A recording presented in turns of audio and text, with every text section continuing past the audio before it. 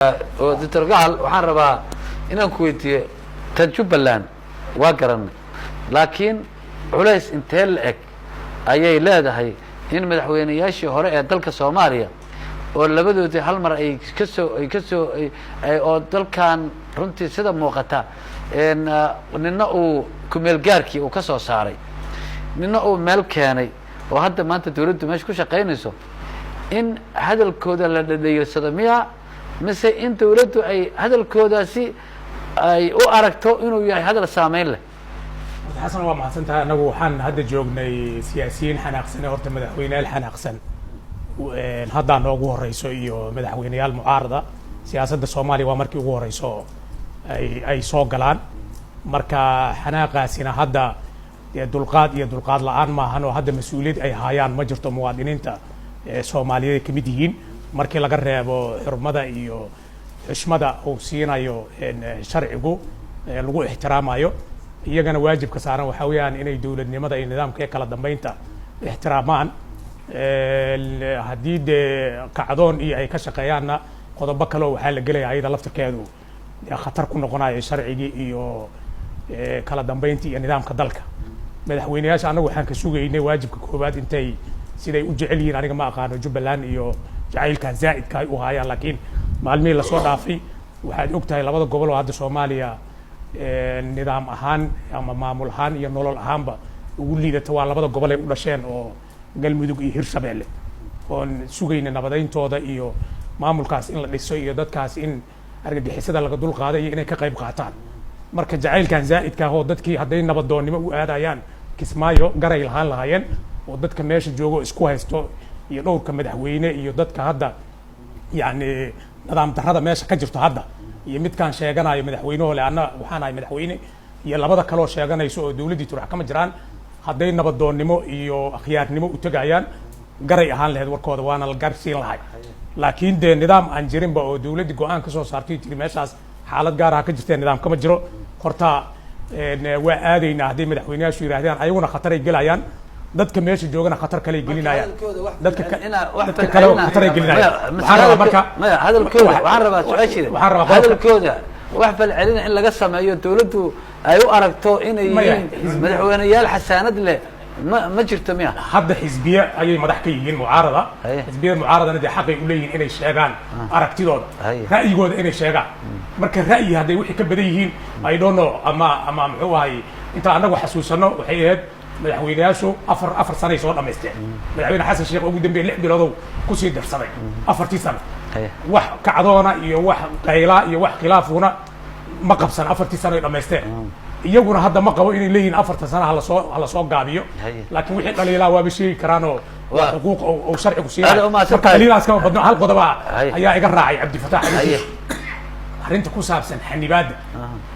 arinta xanibaada ku saabsan adduunka haddaan la rabin waa xildhibaano ma garanayo aniga de dalka inay fawdo ayaga lafkoodu gelinayaan ama horseedayaan laakiin hala soo maro caasimadda meel aysan ka jirin xasan cadow adiga inta ka duusho xamar ka duusho kama degi kartid wajaar iyo Nakura iyo kama degi kartid waa inaad Nairobi tagtaa oo caasimadda tagtaa haddii nidaamkii dawladnimada la yiraahdo soo mareeno diyaaraduhu caasimadda soo mareeno xildhibaano u doodaa hoole hawada Soomaaliya maxaa loogu soo celiyay dawladda Soomaaliya gacanteeda iyo diyaaraduhu soo maraan caasimadda maxaa loo yiri ana waxay ila tahay fawdo bilaa waay arintaas fawdaas xildhibaanna laga yeeli ma qof kale laga yeeli maayo dadaal dheeraan loo maray in oo diyaaradaha iyo nidaamka la nidaamiyo diyaaradaha iska imaan jira dalka waa ogtahay ayagoon haysan sharci iyo laysan iyo nidaam haysan marka taas qofka ku dhibtoonaya qofkaan ku dhibtoonayba xuquuq laga doodi kara ma aha maxaa yeelay sovereignty-ga dalka dhinac uga xiran tahay waana yaqaanaa dalka in diyaarado inta ka soo kacaan dal kale ay gobolada dalka kamida ayagoon ka haysan fasax dalkii sharcina ma aha taasi waa fawda hadii qodob xujjaana laakiin naaga dhale iyo mid kala asaasa iyo sovereignty-ga dalka lama bedeli karaba qof xildhibaan oo mas'uul ah dowgalshana waa dambi noqonaysa taas waa su'aashi diyaaradahan halkan ma ka ilaahdo horta ummadda Soomaaliyeed in la jahwareeriyo ma anu waxaan gudoomiyaha gaadiidka iyo aviation duulista hawada si fiican baan uga warqaba waxaanu sheegayna si fiican baan uga 3 sanana waxaan ka ahaa gudoomiye horta diyaarado international flight sabaa toos Soomaaliya u yimaada laba diyaaradood oo kaliya Soomaaliya ay siisay ogolaansho inay iman karaan international flights labaduba xamar bay iman karaan kaliya dalka meel kale oo diyaarad loo ogol yahay inay timaado international flight heshiiskaana waxaynu galnay 88kii hadda wuxuu markhaati ka yahay diyaarada international flights ayaa yimaada Garowe iyo Hargeysa Ethiopia way ka yimaadaan qadarna way marka kuwaas ma naga adag yihiin ma iyaga wax gaar ah isku og yihiin waxay doctorka inooga warrami doonaa laakiin kuwaana waa loo dulqaataa kuwa Jubbalandna waa laga xirayaa anigu meel ay kaga qorantay sharciyada oo hadda inoo tirinayo oo sheegayo umaleyn ma yeena jirto arinta qaraxa ma qaadan wala ana gudoomiye ka gudigaas oversight-kiisa ana iskale ana ogaan lahaa ma jirto markaas taasana ku hubo Soomaalida been hawshiga arinta kale su'aasha kale horta taas mid weey labada shirkadoodna de waa la oran karaa waraaqada waa laga dalban karaa midda magan ee ku saabsan qaraxya meesha ka dhaco madaxweynayaasha waxa looga turayeen qaraxyadaasi ay ku dhacaan xildhibaan magaca waxa leeyahay raalaad noqonaysa sababtoo ah halkan maalin kasta qaraxa ka dhaca hadii laga turayo madaxweynayaasha looga turayo deynta la kaxeeyaa meel aan qarax ka dhicin magaalo kale loo sameyn la oran lahaa halkaas aan qarax soo gaareen jooga marka halkii qaraxu guriga madaxweynuhu hadda uu degay Shariif meesha uu qaraxii ugu dambeeyay ka dhacay waxay barta control waxay ku 10 talaabo u jirtaa marka horta qarax ku talisma jirtay meesha siyaasad kala taalay oo u baahan in la xaliyo waa mid galmudug ee madaxweynaha ay ka soo jeedaan ra'iisul wasaaruhu horta galmudug khayr laga rabay waxaad ku garanaysaa iyadoo maamulkii la isku diray sidii shaydaanku ma ilaahay quraankiisa iyo ku sheegay iyo xadiista nabiga ay tagay in uu kala kaxeeyo cidii asxaabtii iyo walaalihii iyo cidii isqabtay iyo kala kaxeeyo horta iyagoo is ogol maamulkii ayaa la kala diray oo ra'iisul wasaaraha oo hadda xafiiskiisa ka shaqeeyo doctorku uu kala diray waa mid labaad guddi baa la yiri waa la heshiisiinaya Soomaalidu ma ogtay in runta loo sheegay way guddigii dib u heshiisiinta ee loogu talagalay in dib u heshiisiso gacal baa ku jira bal guddi ninkii wax kala direeba hadana leeyahay adigu heshiisi ra'iisul wasaaruhu waa ninka laga cabanayay leeyahay maamulkiiba uu kala diray isagii maana xafiiska doctor Baadiga waa taqaana waa laba nin oo aqoon leh oo ixtiraam agteeda ka mudan laakiin tay guddigii bay ku jiraan aniga iyaga gaar uma haystaan mar haday guddigii soo galeen macnaheedu waxa nin dulbaa galmudugna conflict of interest baa jiro halkaas galmudug shaqaale xafiiskiisu aan soo celin gaaro weey ishugaas ay sameyn karaan su'aashaas ay sameyn karaan horta sideedaba powerku midna waa de jure power waxa haysta kolba cidii soldada haysa midna waa de facto power waxa haysta cidii shacabka ay rabaan maanta waxay awoodaan labadii madaxweynaha hore inay min buulaxaawo ilaa iyo sayla inta ay hadda ku dhawaaqaan oo ay ku dhawaaqaan mudaharaad inay soo saaraan shacbigu rabitaankooda iyo taageeradooda ay u muujiyaan labada madaxweyne maxaa la yiraahdaa sida loola dhaqmay horta taa way awoodaan ma aysan sameyn waan ku maadsan sidii professorka sheegay inaysan sameyn laakiin sida ay hadda u socoto waxa la yiri nimankan hadda turitaan laga rajayn maayo waxa la yiri waraabi hooyadii cunay habaryartiina uga reyn maayo nimanka goboladii ay ka soo jeedeen dabka suraya ee Jubbaland dabka la daba taagan ee galmudug dabka la daba taagan horta laga filmaayo in cid kale u turaan oo iyada ka firmeen marka laakiin kuwan waa qaar waa turaya way kuwa kale dib ila hal mid ku dar hal mucaaradada mucaarad horta inuu san dhib ahayn saaxiibkay isaga hogaaminayay hadda 2000 iyo waxaan dawladii Cabdi Wali markii ay dhacday mudaharaad buu horta hogaaminayay saaxiibkay oo la haajidadka hal furo maxaa la yiraahdaa hadda waa maalin la yiri iga summit ay ku qabsanayso oo weyn ayaa xamar ka dhacaya loo xidho isaga hogaaminayay marka hadda inay la xumaato uu yiraahdo wax kasto hadii mudaharaad la sameeyo hadii power ka waa aniga waxay la tahay halkii su'aal aan wareejinaya labada madaxweyne hadalku ay yiraahdeen oo hore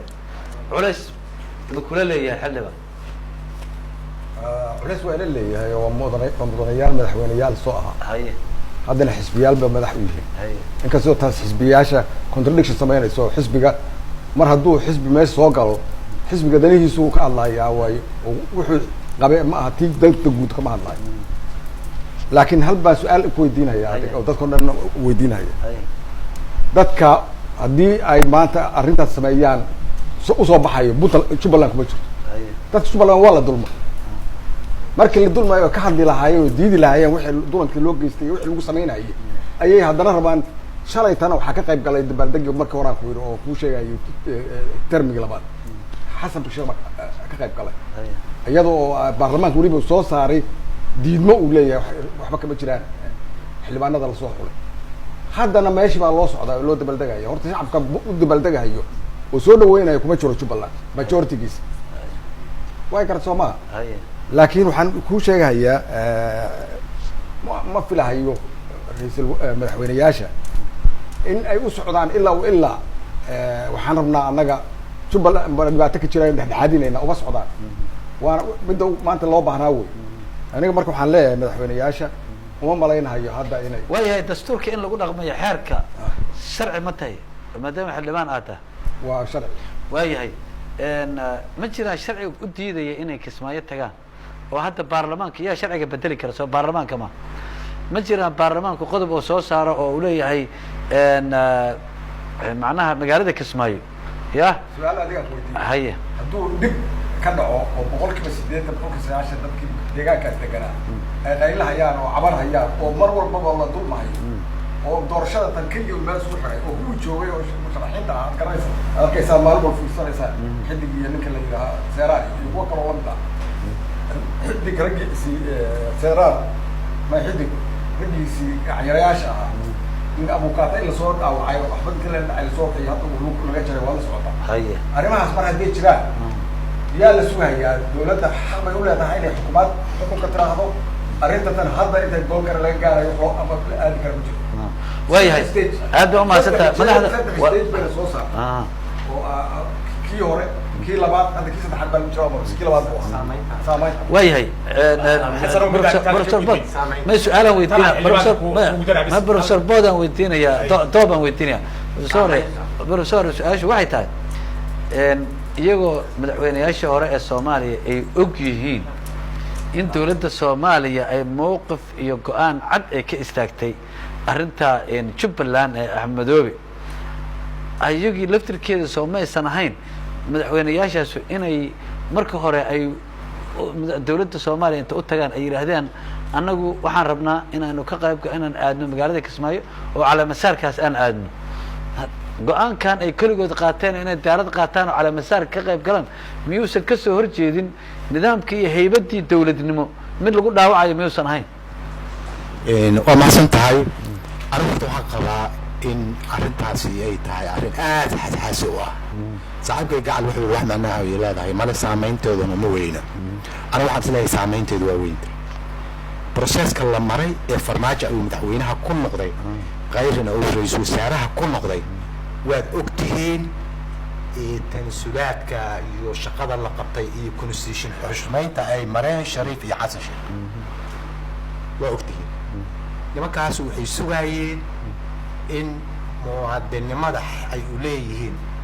hadda amni aanba sameeyaha liyaab haddii qofta rabitaankeeda laga hor yimid oo freedomkeeda laga hor yimid nin aniga xurniyo inaan xor ahaba ii diiday amni horta qof ku aaminaysa ma jirto oo nimankaan amnigooda ayagaa ilaashado hadda dawladdan amni ugama babaahnaba they don't need dadkoo dhan ayagaa amnigooda ilaadin aniga public security ma hayso ila security waayo waxaan hadda dalka ku joogo oo ah ama horta staff leena iska soconno ya maalin waliba dadka saasaa loo laayaa qaraxa lagu dilaa bustoola lagu dilaa lama hayo public security marka waxaan leeyahay aniga nimankaasi culaysay leeyihiin saameynay ku leeyihiin bulshada soomaaliyeed sida cabdifataax sheegay laakiin waxaan ka codsanaynaa in ay arrintaasi siday u sabraan arrintaasna waxgaradka soomaaliyeed la hordhigo waa hubaa haddii farmaajo yimaad oo la iskaashado in xal positive uu imaanayo laakiin su-aashaydina ka jawaab taas tii ka jawaab rajadaasan qaba ma waxay ahayd dawladdii u jeedaan inay go-aan cad ka qaadatay oo ay dhaheen meeshaas looma dhamma waxa ka socdana wax lagu qanci kara ma ahan dawladdii oo soo saartay xukuumaddii oo soo saartay inay horboodaan ma ahayd kismaayo dual recordka hadda maamulada la kala saaray oo UN-ka iyo United Stateska iyo EU-du ay kala saareen oo lacagaha lagu siinayo Jubbaland hadda waa ka qayb gashay maxaa loo geeyay international community waa sabab ka dhacay oo sabab ka dhacay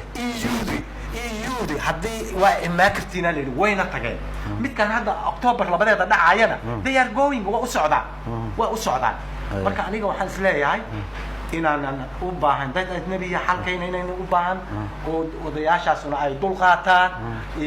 xisbiyada mucaaradkana ay dul qaataan odayaashuna markay is arkaan inay xal ay galaan waxaan qabaa dhalinyarada la soo diray oo afaysan oo xafiisyada labada mas'uul ka shaqeysan xafiiska madaxweynaha iyo xafiiska ra'iisul wasaaraha waa ma shaqeyn karaan afkaar waxa lagu dhisay ma keeni karaan waa aad ma sida neutral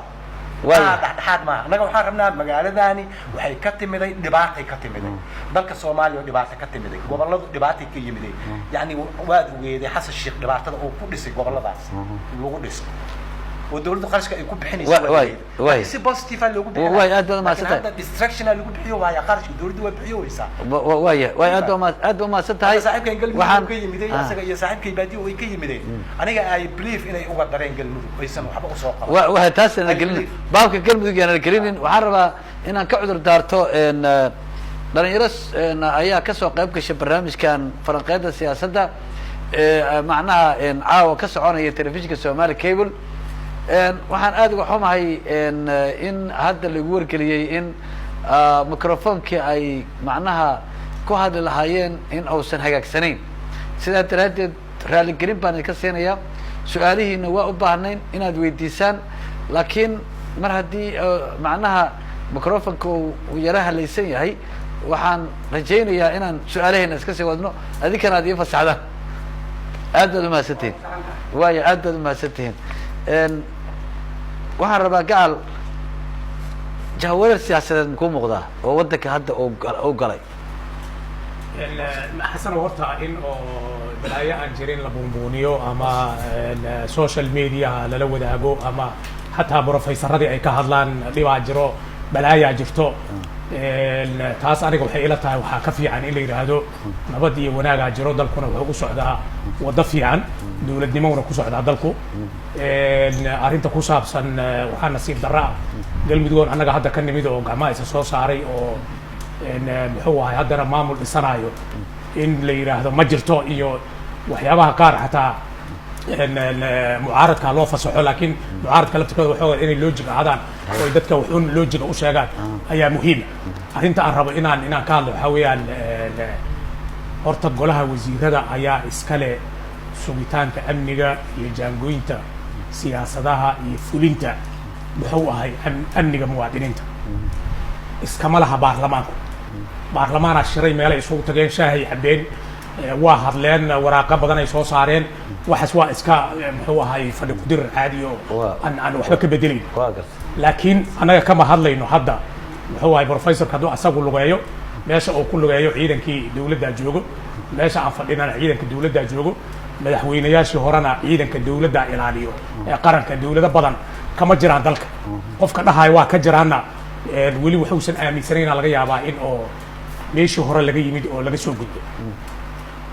madaxweynayaashii hore waa sax xushmo iyo qadarin ay leeyihiin hadalkooda miisaan uu leeyahay wixii ay ka cawdeen muxuu ahay in la fiiriyo oo la tixgeliyay leeyihiin laakiin xisbiye mucaaraday hadda madax ka yihiin xisbiyada mucaaradkay madax ka yihiin marka inay hadlaan cirkaa soo dumay balaayaa dhacday hoogaa dhacday macnaheedu ma ah way hadli jireen mar cabdifataaxa kamid oo uu hadli jiray hadduu hadda soo galay guddoomiyihii laftirkiisu isla hadalkii cabdifataax uu ku celina kama badna laakiin walaa himilo haddii shalay uu hadli jiray nin xildhibaani oo hadda soo galay guddoomiyaheedii ama musharaxeedii waa isla himiladii wax oo farqiyo differentiya aniga ma arko arrinta ku saabsan in la celiyo iyo in muxuu ahay arrintaas waxay u khuduucahay u sameynay haddii cabdifataax iyo professorku ay leeyihiin mushkilad kama jirto kismaayo ama la iskuma khilaafsano waa arrin kale wax aan ka hadlaynaba dee wax jira ma ah laakiin haddii kismaayo la isku khilaafsan yahay oo 3 madaxweyne ay ka jiraan oo 3 baarlamaanoo wax dooratay ay ka jiraan oo 3 maamul ay ka jirto waa midda galmudug ka dhalatay oo hadda dib u heshiisiinta inaan aadna ay ka dhalato wey iyaduna hadda dib u heshiisiin ay u baahan tahay marka professorka iyo waxaa laga rabaa cabdifataax inay keenaan intaan aan dhammeeyo inay keenaan xalki Kismaayo laakiin hadday maanta dhan ku celceliyaan in Axmed Madoobe loo tago oo caana lagu shubaa xalku Kismaayo yahay ama xalka Jubbaland yahay Jubbaland kalama bajirtay waa Kismaayo waa wada ognaay ayuu yahay hadday ka wadaan taas dee nimankii joogo maanta hadlaayo leh annagu qofkii dib u heshiisiin loogu imaanaya noo imaan karo qofkii noogu imaan inuu baaziin ugu sii shubo saas ku cabreen qofkii noogu imaanaya inuu baaziin ugu sii shubo meeshiisa naga joogo way aad ma saddex lagu fiiriyo ma future-ka Soomaaliya hadda markaad fiiriso siyaasaddu hadda dhanka u socoto waxaan u maleynayaa nidaamkii doorashada inaan wali la soo saarin dastuurkii wali oo qabiyaha sida ay madaxweynayaashii hore iyo siyaasiyiintu ay sheegeen waxaana ka dhiman hal sano iyo wax yaraana ka dhiman xilligii doorasho loo dareeri lahaa ama doorasho noocay doonta hala aadee haddii sidaan xaaladdu tahay ma u malaynaysaa 2021 bisha February 8 in dalku madaxweyne helayo horta qofka raba inuu mentality-ga xukuumadda uu fahmo gacalun hayaga dictatorkun hayaga yani baarlamaanku hadduu meel ku shaaheeyo meel afkaysa saarsaaro waraaq soo qaado muxuu sheegayaa iyo hadalkiisi kale muxuu ahaa iyo yani dee intan cabdifataaxba waa hadli jiray hadday madaxweyne Shariif iyo ay hadlaan madaxweyne Xasan Sheekh iyana maxay tari karaan horta mentality-ga xukuumaddu exactly waa sidaas wey ciyaalka waxaan maqli jiray marka dee ciyaalka markay ka soo baxaan ay murmurmaan war hebel waxay haddaan kusii wayn maxaad iga qaadi kartaa wallahi qac waaba nooci mentality-ga xukuumadda horta kaa ciyaalka ay sabiga anu waxaan ku tilmaamaa fadhi barad siyaasadeed fadhi baradku moogtay dabka iyo maska iyo waxaa ma kala saare wax walba uu iskaga dhigaa mase weliba afka geliya xukuumadda horta noocii bay lamid tahay intay dab kasta iyo mas kasta qaadato ayay rabtaa inay afka geliso haddana ku badbaado aniga inta hawshaasi usii socon karto ma fahmi karo tan nabadda iyo wanaagga iyo in laga sheekeeyo dawladda waddankani North Korea maaha Koreada waqooyi meel madaxweynaha iyo ra'iisul wasaaraha loo sacabtumo oo dalku waa wanaagsan yahay iyadoo lagu baqteeyo dukaamo feego oo tufaax ka buuxo la soo sawiro oo meel lagu soo sawiro waxaan ku daawanaa movie-yada wax suura geli karo Soomaaliya ka suura geli kara maaha anaga Soomaaliyada rabna waa Soomaaliya qofku dhisan yahay maaha Soomaaliya daaruhu dhisan yahay Soomaaliya qofku uu hadli karo uu sheegi karo wuxuu qabo la dhageysan karo dawladdiisu dul qaadanayso bari la rajaynayo inuu qofka noocaas xukunka yimaado farmaajo maalintuu ka dego aanu ixtiraam inuu madaxweynahayaga yahay marka aanu hadda gaar u wada aanu sheekaysanayna aanu ixtiraamayno marka aanu ra'yiga laakiin isku qabana aan runta u sheegay dawladda aanu rabnay iyo ta iyagu rabaan waa laba jihaan u kala soconaa the way forward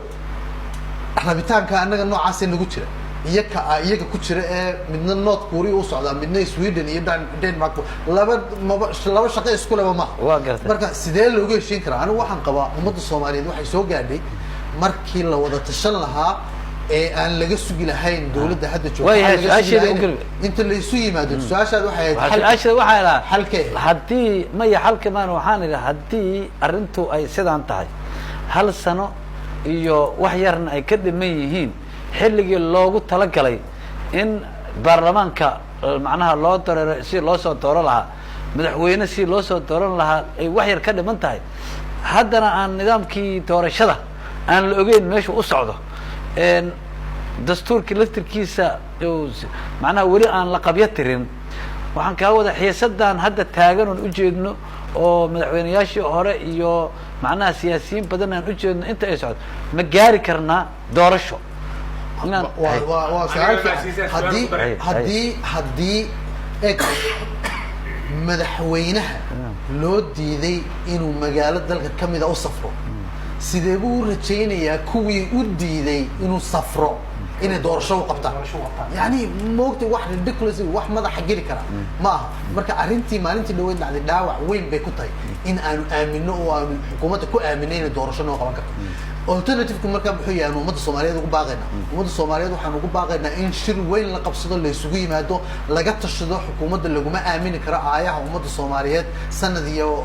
dhowrka bilood ee u hadhay inay jaangoy midda kale aan kugu daro madaxweyne kasta oo la doorto hadduu madaxweynahan yahay hadduu mid ka horeeyay hadduu mid iman doona yahay mas'uuliyadda koowaad ee saaran waxa weeye inuu maalinta uu xafiiska fadhiisto uu ku fikiro oo uu ka shaqeeyo sidii uu si nabada ugu wareejin lahaa xafiiska uu markaa fadhiisto marka mas'uuliyadiisi koowaad madaxweynuhu wuu gabay laguma haleyn karo wax toona way xildhibaan magan markaad eegto maamul goboleedyadii waad u jeedaa qaarkood sibay yihiin markaad eegto muxuu ah doorashada adigu baarlamaanka ka tirsan tahay hadda Soomaaliya ma doorasho wan ma wanfooday aadisa taana hadda wali lama kala cadeen wax yar baa dhimane waxa sirka doorasho ma lagu gaari karaa mise extension bay noqon doontaa in waqti dheerarsi macnaha dawladda loo sameeyo maxay kula tahay horta wali ma kala cad arintaas hadda guddi baa la saaray oo baarlamaanka oo ka soo hadlayo shuruucda arrimaha ay ka hadlayaan oo wada kulli waa saameyn ku leedahay arrinta ayada arrinta guddigaas waxaa kale oo jirto marka guddigaas markaan ka imaado waa run horta dalka dhib badan baa jiro oo duruufaha jiro duruufaha aniga ilama aha hadda la aadi karo one man one vote oo sanad iyo saddex bilood miya waxaan dad noo dhiman waxaan ka hadlayna waa sanad iyo saddex bilood marka hal qof iyo cod uma malaynaya in waqtigaas lagu gaarayo waa gartay wixii kale oo marka suurtagal ah kulley waxaan filayaa guddiyaashan hadda fadhiyo proposal ay soo saaraan oo baarlamaanka ku soo celiyaan iyo xukuumadda markay tashadaan markaas ay cadaan doontaa baan isle ma ku fakaraysaan marka waqti korors ma dhihi karo okay haye ma dhihi karo aniga uma hadli karo hadda xukuumadda uma hadli karo dawladda uma hadli haye baarlamaanka u hadli kartaa baarlamaanka u hadli kartaa baarlamaanka kale sharciyeeda hadda dad baa mashquul ku ah ha way haye conditionally haddii madaxweynaha haddii madaxweynuhu soo noqdo ra'iisul wasaarihiisa iyo guddoomiyaha baarlamaanka iyo kii aqalka sare ay shir galaan arrintaana laga bixiya apologize raaligelin laga bixiyo gogol dib u heshiisiina la dhigo waxaan isleeyahay dawladduna ay constitutionka dib ugu noqoto oo inay constitutionka based any activity ay qabanayso based on the constitution ay ka dhigto waxaan isleeyahay doorashada ma filayo horta sida uu sheegay saaxiibkay one man one vote ma la helayo waayo mechanismka ay ku samaysmahayba lagama qaban baa waxay first year-ka in laga shaqeeyo lagama shaqeeyo ma suurtagelayso laakiin alternative aan jiraya ama systemkii hore ha lagu noqdo ama asaga systemkii hore times 2 ha la yiraahdo dadkii ama dad wax garad ah meeshii eldersku ay selection ka sameeyeen dad wax garad ah isteediyada ka socda laakiin asal waxa uu anigu waxaan qabaa mid chronic problem waxa isteediyada iyo conflict ka dhaxay dawladda federaalka annagu haddaan nahay muwaadiniin waxaan u baahanahay dib u heshiisiin dhaba inay noqdo dawladda reconciliation real reconciliation ma isa sameeyay dib u heshiisiin dhaba ma isa sameeyay waa gartay waxaan isleeyahay marka dawladda tanasulaad hala timaado haddii waqtigu ku filan waayo haddii waqtigu ku filan waayo waxay process macnaha intii wax la maamulaha intii wax la isku waaba soo dhigeenba 2 year extension ay soo dhigteen haye waa yaalaan haye ma fahamtay 2 year extension goormay dhici kartaa haye haddii la rabo dalkaani inuu badbaado extensionka aniga waxaan qabaa in inta la iska daayo sanadka iyo saddexda bilood u dhiman nimankaani inay dib u heshiisiin ku sameeyaan dadkan dalkana loo diyaariyo doorasho loo diyaariyaan qabaa saas aysan dhicin waxay noqonaysaa inaan dib ugu noqono inaan dalal shisheeya inta tagno sheekh shariifa buriya hadda wada weydeen in هو هاي دبده وحنا نسوي دور طبعا حاسس شيخنا بس إن الله أيها بروسيس كذي إنه ضلك وحنا نقول دور يعني نقول إيسا إن مرتو نقول دلنا أجنبية دور الشر الصومالي أنا هالكاس كده عدو واي هو سوق السودان لا إيمان واي هو سوق بقولنا برنامج كا أديكو آدم هسن بروفيسور قال هذا ما يكون ها هيه وحيدي من هرت عريض الدور الشدة إن من الأول غبوصة ما صح ما هن هيه لما كان حلي بأنه ده وعقرن كرا أيها إنه كرور صفات كرا لكن ده professorka anigu danta ugu jirto ma garanayo haddii guddigii doorashadana ay leeyihiin doorashadii waa la qabanaya xukuumadduna sharcigii ansixisay leeyihin hadda baarlamaanka waa ansixiyey xisbiyadiina ay diyaarsan yihiin oo leeyihin xisbiyaan nahay sababta ay doorashada uga baqaayaan horta cabdifataax isagaa laga rabaa inuu ka jawaabo qodobka labaad meesha annaga caawa uma imaanin inaan idhaahdo dawladdu ma qaban karto hawsheedii iyo way qaban kartaa iyo inaan ku qiimayno annaga uma imaanin meesha waxaa tiri xiisad siyaasadeedaa jirto ayada aan ka doodno siyaasadda waddanka cabdifataax iyooday ka dhigtaan platformkii ayagu ay xisbigooda xaruntiisa kasoo saarayeen annaga nooma aha halkaan xaruntooda ayagaa iskale waxay rabaan ha kasoo saaraan waxay rabaan ha sameeyaan laakiin halka annaga waxaan ka hadlaynaa dawladda soomaaliya maxaa laga rabaa maxaase dheeraad ku ah maxaase ku ahayn waxyaabaha qaarna inaan iska mala awaalno nirahdo wallahi saasay taasaasta waxaa la rabaa wixii inay wax practical la taaban kara noqdaan anna waxaa taaban karnaa dawladda soomaaliya baarlamaankii iyo maamul goboleedyadii shaqadii waa socotaa dastuurka waa socdaa sharcigii doorashada waa socotaa iyo guddigii loo saaray jadwalkii waa socdaa oo waa jadwalaysan tahay marka doorasho lama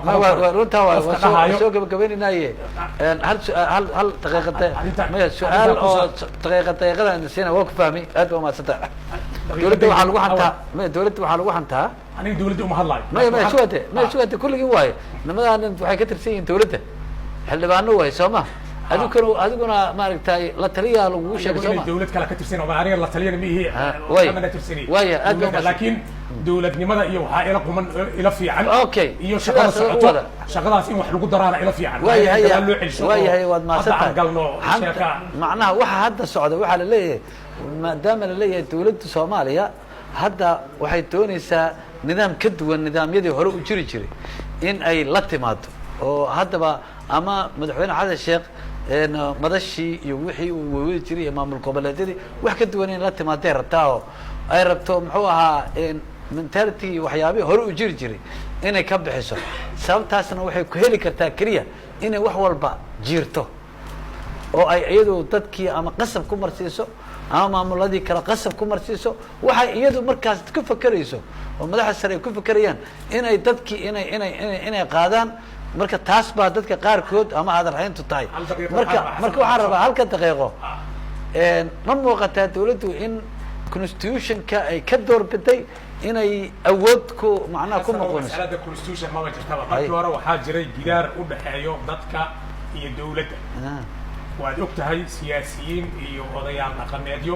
siyaasadda la soo geliyey ayaa waxay ahaayeen gidaar dhexe u dhaxeeyo dawladda iyo dadka hadda hadday dawladda iyo dadku is heleen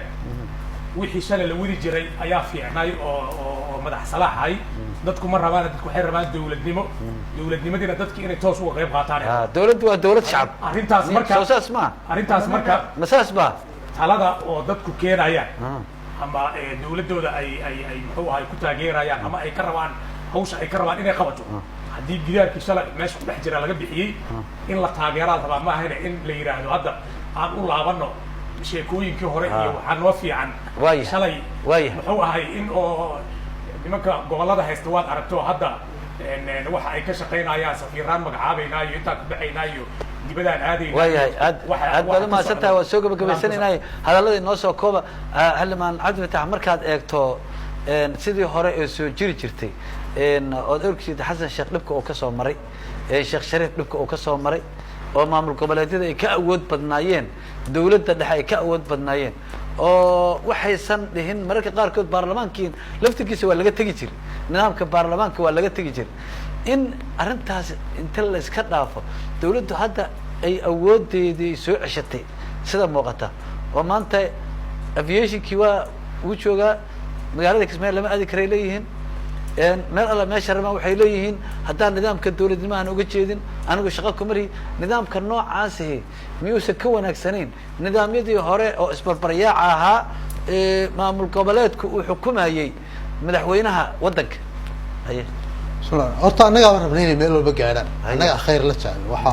waxaa jirta nin baa waxaa la yidhahdaa siyaabo kala duwan baa loo sheegaa sheekada laakin waxaa la yidhi nin odaya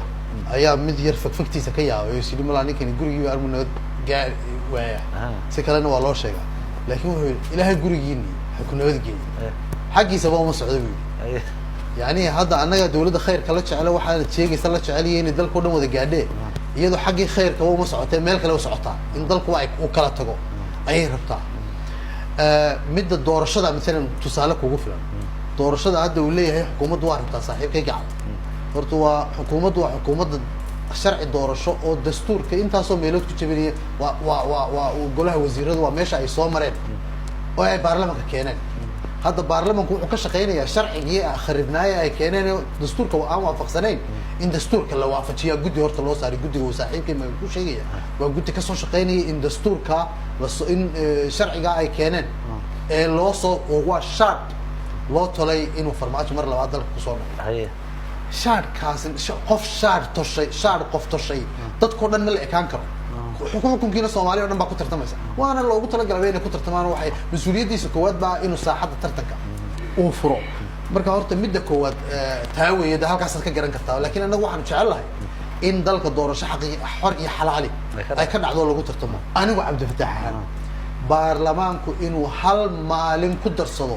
on the record baan ummadda soomaaliyeed u sheegaya anoo kursi hadda soo kuma fadhiya baarlamaan inuu hal maalin ku darsado ma rabo ummadda soomaaliyeedna waxay igula xisaabtamaysaa haddii la keeno meesha wax extension oo ama baarlamaan loogu darayo ama madaxweyne loogu darayo inaan ka codeeyo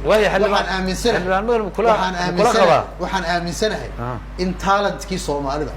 iyo waxgaradkeedii iyo dad annaga naga mudan oo naga caqli badan oo naga tacliim badan ay banaanka taagan yihiin ay rabaan inay nala tartamaan cala alaqal wuu qaba xisbigayga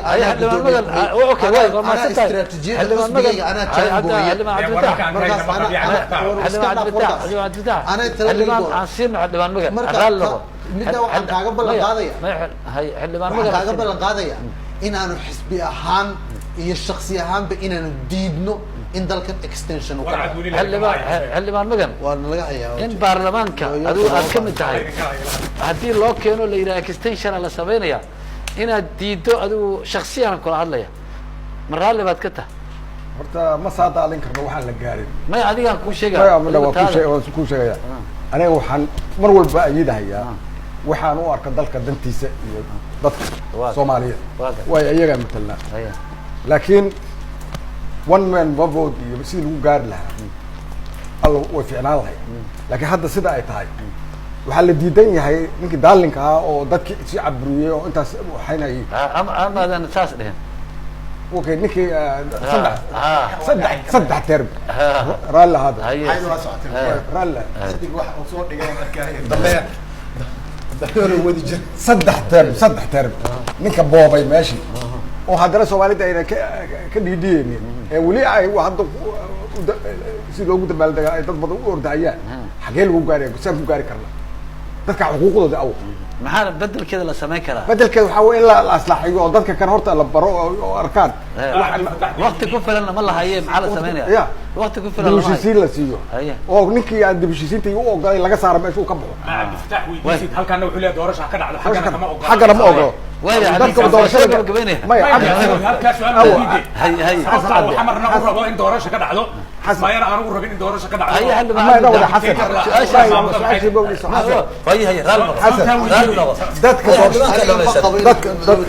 dadka doorashada galayo after sana iyo 3 bilood kadib galayo ma ku jirtaa Jubbaland ma kuma jirto qasab hadee waa saddex term baa lagu soo cadaalad darre oo ku go'do yihiin see ku jiri kartaa waayahay waa soo gabagabeyn Ahmed Madow ninka dictator lagu sheegay ilaa waa macangago lama shaqaynin karo farmaajo waa ninka kaliya ee aan afkiisa ka hubo in uu diiday inaan madaxweyne ugu yeelo ina anigu bara saabaaray bal nin aaminsan bay inuu adiga kuu shaqeeyo madaxweynaha inuu u shaqeeyo farmaajo inuu u shaqeeyo waayahay shaqaalihiisa ku mashquulsan madaxweynihi nin aaminsan inuu shaqaale u yahay halkii laga u malayn maayo in Jubbaland laga helayo qof aaminsan inuu maxaa uu rabtaa asagu inuu sii joogo halkaana doorasho war ma barabo anigu waxaan aaminsanahay dadka ma aaminsani anigu in cidna la boobay waxaan aaminsanahay ninkaasi inuu processkii caadiga ahaa maamul-goboleedyada ay raaci jireen uu maray siduu kusoo baxeen oo ku qabsanaya noo soo gabagabeey haye ra'yiga hadda muuqda oo ah waddankani waa waxay yidhahdeen dib u heshiisiinna hadda ma dhowa haddii la hala qabta la yidhahdo one vote lama gaari karo in doorashadii hore lagu laabto la yidhaahdo odayaashii iyo dadkii in lagu laabto iyo in la yidhahdo maya saas baa dadka qaarkiis yidhaahdeen ma dadka qaarkiis anigu ra'yigaas ma qabo ma garata haddiiba taas ay jirto maxaa diidaya in la yidhaahdo war bal ma fod 2 sano ku gaari karnaayo bal dawladdan hadda dhisan iyo baarlamaankan hadda dhisan ya loo sii seeta dheereeyo kama wanaagsana in wax lasoo jacburiyo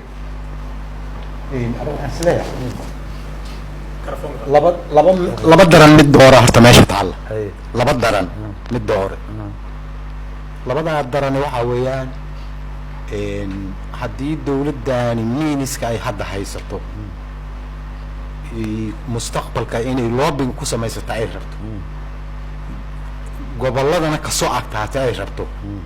automatically horka extensionki saasuu ku suurtagelaya haddiise dawladdu aysan ka adkaanin ee laga adkaado